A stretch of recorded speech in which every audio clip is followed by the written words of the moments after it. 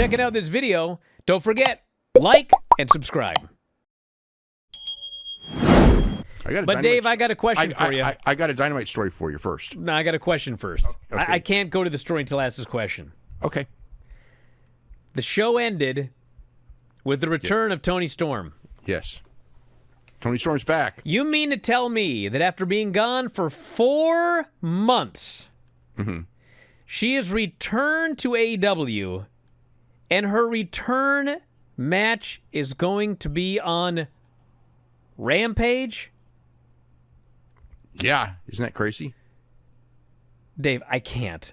Well, I mean, it's a Rampage. It's a tune-up. It's a tune-up, but I know what you mean. It's a tune-up for the big match, which whenever that'll be. I don't know if it's going to be Thunder Rosa or her at the pay-per-view. I don't know this 100%, but I would say 95%.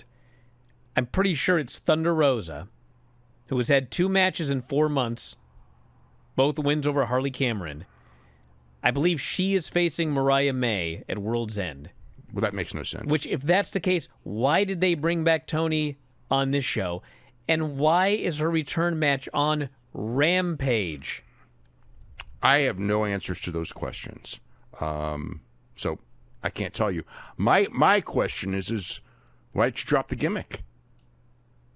Well, Timeless Toni is dead, apparently. And the impression I got was that this character doesn't really know what's going on, so it's going to be like a storyline where she's trying to get to. I don't know. I don't know. Oh, that sounds. I don't. I hope it's not this replay of. Remember that Mick Foley thing where he had amnesia? Amnesia, yeah. Yeah, that was a horrible angle. That was quite horrible. Yeah, it was a really horrible angle. If they're trying to reprise that, that's like. I always like when something is really horrible, but because people who were like kids saw it and thought it was great because they were kids. 20 years later, they go, "Hey, let's go do that really horrible angle."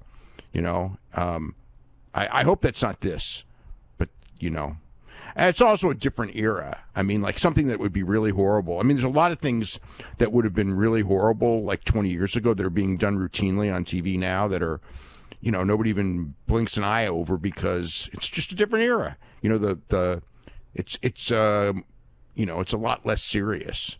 And, that's just how it is. The booking is a lot less serious in a lot of ways. I don't know if that's good or bad. I don't think that's necessarily good for AEW, but it's a different story. We had Mariah May, Mina Shirakawa for the AEW Women's title, and it was a pretty good match. The crowd got really into it at the end, especially into Mina Shirakawa. Yeah, I thought that the near falls and everything at the end were really strong. They were, but it was weird because they're going back and forth, and Mina makes her big comeback, and then this is what the finish was. Mina hits a sling blade off the middle rope. Mm-hmm. She hits her finisher. Mina kicks out, headbutts her, hits her finisher, and wins. Yeah, no, yeah. Well, it was what was it?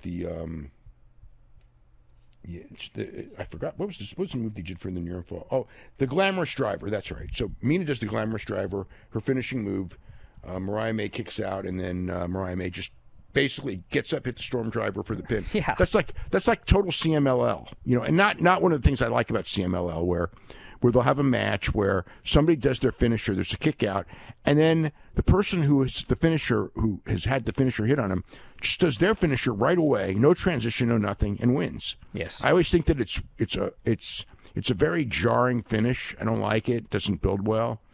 But that's what they did here. But I thought the match itself was very good. Mina Shirakawa was very over.